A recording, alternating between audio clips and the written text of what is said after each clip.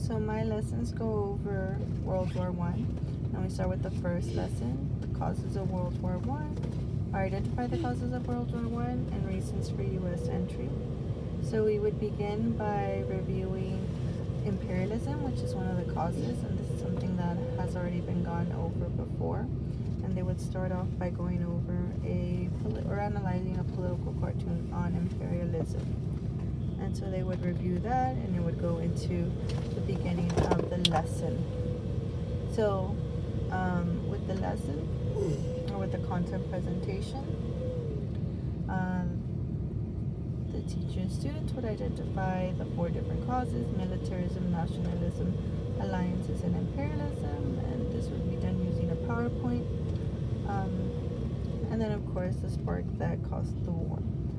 So then it'd be a series of different images, political cartoons that they would see.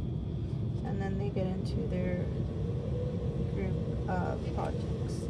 So they would be utilizing partners in learning from the social family models of teaching.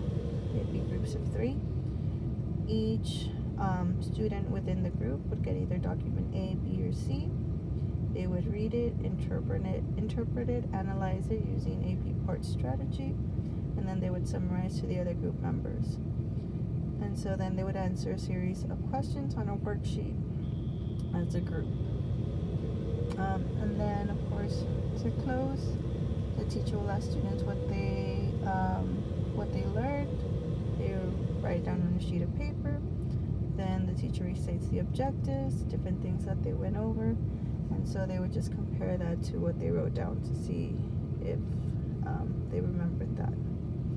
And here are just some questions from this lesson: summative assessment. Why was it difficult for the U.S. to remain neutral? Why did the U.S. enter the war? And so these are similar to the final summative assessment. The second lesson, students are going to analyze the impact of weapons and innovations in World War One that resulted in a standstill. So they are going to be reviewing the 4 different causes of World War One. The teacher will ask students what militarism is and how does that impact the advancements of technological warfare, so it gets them thinking about the weapons. And so then they go further into that information with questions about the impact of different types of technology and different types of weapons. There's also some videos on these innovations, on these weapons that they will see. And of course, questions throughout. For their group assignments, they're going to be placed in groups of 3 or 4, also utilizing partners in learning. They're going to be given a set of materials. So it's just 5 different color printed laminated sheets that include information on trench warfare, artillery becoming more powerful, cavalry less important, infantry more important, day-to-day tasks, poison gas, and tanks. So it's just different types of information, facts, images, excerpts, and questions for them to answer as a group. They'll discuss the questions and answer as a group on their own worksheet.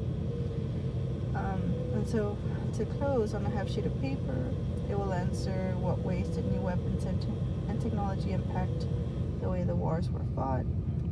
And so they'll be reviewing that information. Summative assessment, again, it has to do with weapons, it has to do with stalemate, and these are similar to their final summative assessment. The third lesson, they will explain constitutional issues brought on by the federal government policy changes during times of conflict. So the teacher will first ask students to define constitutional rights, and then ask the students if the government has the power to limit their constitutional rights. So they'll think about it, and that will go into the lesson. So they're going to review different things that happened during World War One: the Espionage Act, the Sedition Act, the First Amendment, the case of Charles Schenck, Eugene Debs, and so all this will be in the PowerPoint presentation. For the group project or the group assignment, they'll be using the group investigation model. They'll be in groups of 4 to 5. They'll have a set of documents and Chromebooks for their investigation. So the documents include the First Amendment, Espionage Act, Sedition Act, Selective Service, the No Conscription newsletter, the Eugene Debs case briefing, and Charles Shing pamphlet. So they'll read the documents and answer the question: do Congress and federal courts have the power given to them by the Constitution to limit free speech or free press? So based on the documents that they read and other research, they'll be able to answer the question yes or no. And they'll write out their argument on a graphic organizer on a large easel pad paper, which they'll display across the room so that they can show others, they can present it to the rest of the class.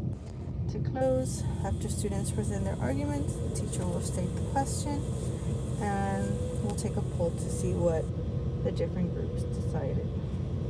And here are some questions for their summative assessment: Schenck versus the U.S., the Espionage Act, which of course also come out in the final one. And then the last lesson: analyze important issues like isolationism and neutrality raised during and after World War I, Woodrow Wilson's 14 points, and the Treaty of Versailles.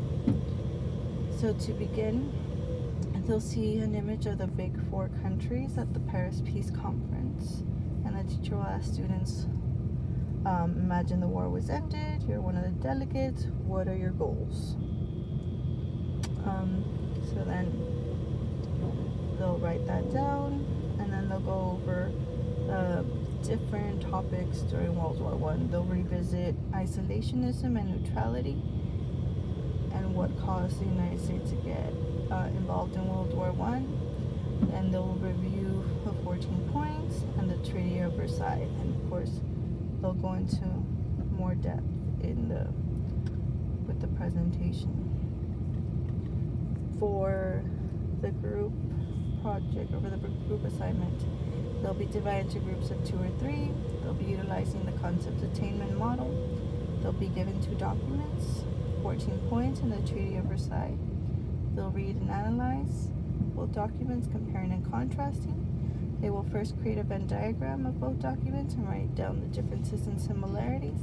And from there, they'll look at different concepts that they can see from both documents. And then they will create a graphic organizer of the concepts that they saw in both. To close, the teacher will project a political cartoon on the Treaty of Versailles titled Peace Terms, and the teacher will ask what they think the cartoonist's point of view is. And the teacher will then ask if they believe there could have been a more fair treaty done. And so examples of their assessment: isolationism, 14 points, and of course they're similar to what comes out in the final summative assessment.